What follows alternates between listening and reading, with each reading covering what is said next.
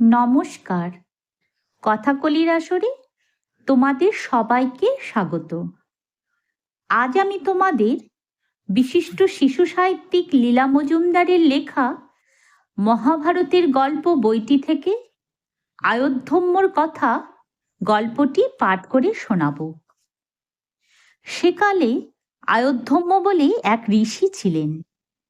আরণি, উপমন্যু আর বেদ বলে তার 3 শিষ্য ছিলেন। তখনকার গুরুরা তাদের শিষ্যদের শাস্ত্রবিদ্যা ছাড়াও কঠিন সংযম শিক্ষা দিতেন। একদিন গুরু আরণিকে বললেন, বৎস, আজ তোমাকে আমার ক্ষেতের আল বাঁধার কাজ দিলাম।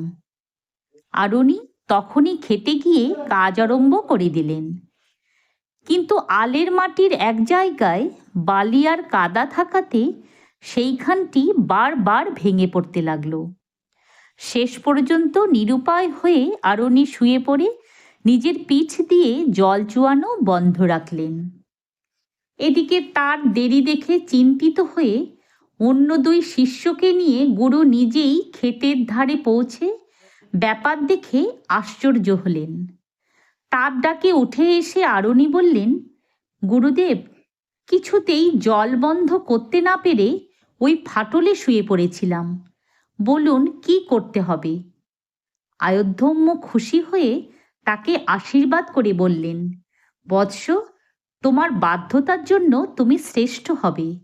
সমস্ত বেদ আর ধর্মশাস্ত্র তোমার মনে প্রকাশ পাবে।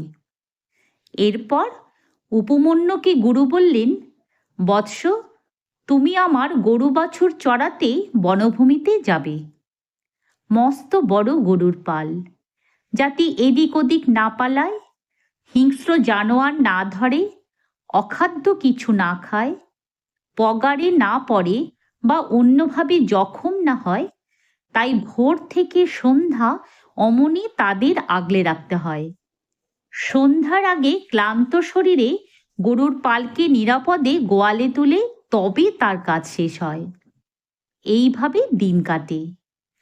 একদিন গুরু বললেন, বাছা, তোমাকে তো বেশ হৃষ্টপুষ্ট দেখছি, তুমি কি খাও? উপমন্যু বললেন, আমি ওরই মধ্যে ভিক্ষা করে খাই। গুরু বললেন, আমাকে নিবেদন না করে সেটা তোমার উচিত হয় না। তখন থেকে শিষ্য ভিক্ষার ঝুলি শুদ্ধ সবই গুরুকে এনে দিতেন। তবু তার স্বাস্থ্য দেখে গুরু বললেন, এখন কি খাও? উপমন্যু বললেন, আরেকবার ঝুলি নিয়ে গোটা 2 বাড়ি থেকে 2 মুঠো সংগ্রহ করি। গুরু বললেন, তাহলে তুমি অন্য ভিক্ষাজীবীদের ভাগে ভাগ বসাও। লোভী হয়ে পড়ছ, অমন কাজ করো না।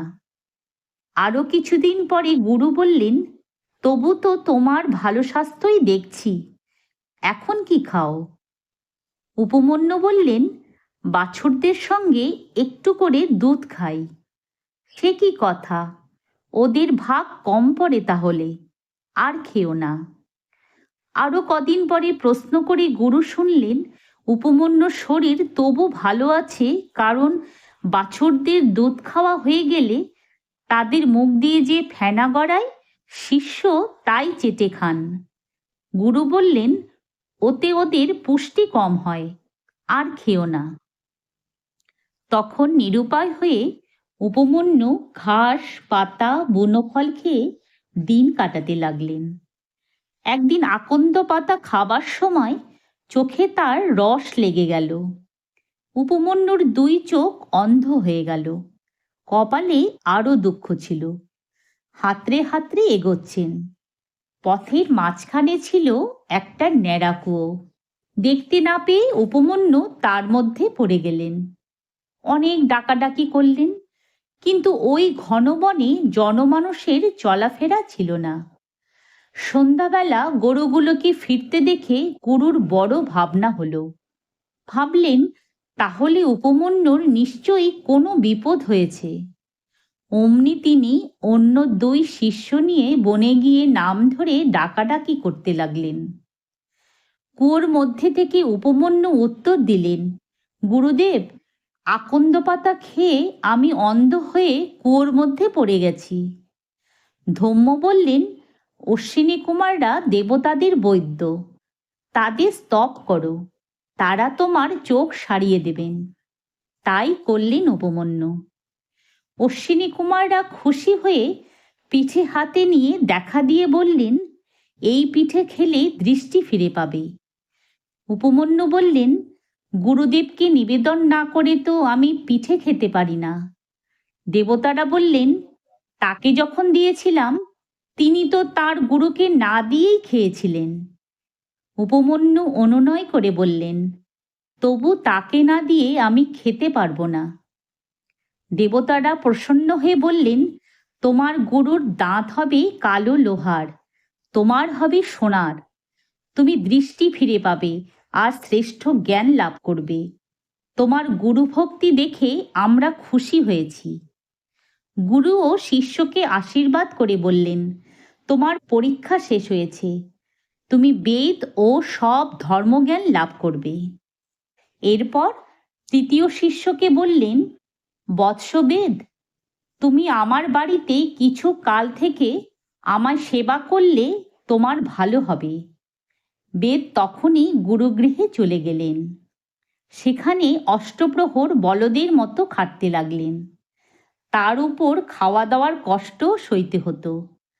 শেষ পর্যন্ত তার ধৈর্য আর কর্তব্য জ্ঞান দেখে খুশি হয়ে ধম্ম তাকে সর্বজ্ঞানীর অধিকারী করে দিলেন।